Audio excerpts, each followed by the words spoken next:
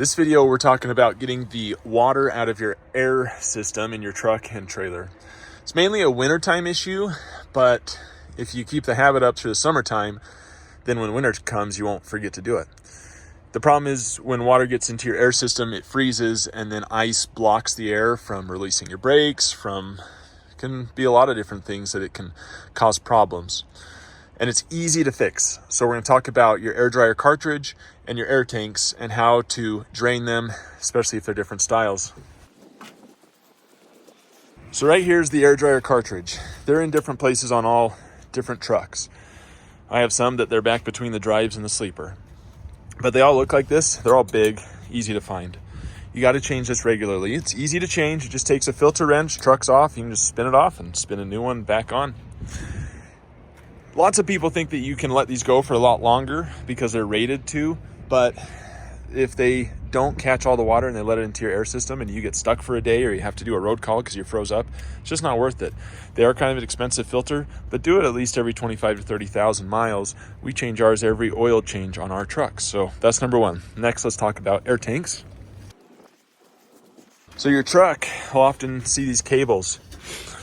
You can still get to your air tanks without them, but sure is easier with them. And simply, you can just pull on them and listen for the air to shoot out.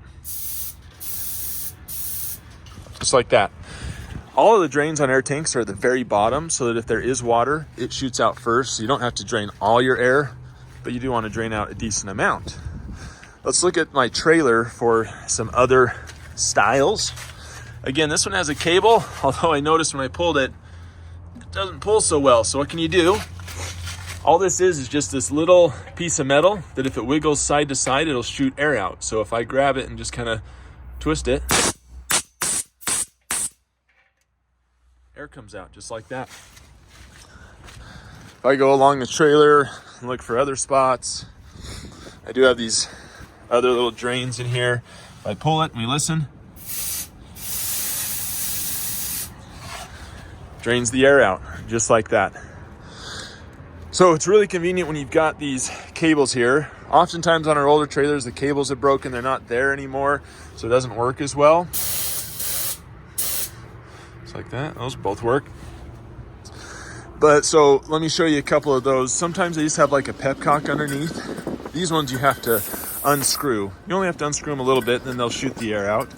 Other times it's like that style I just showed you where you just have to grab it and twist it a little bit to get the air to shoot out. But do that, shoot that air out.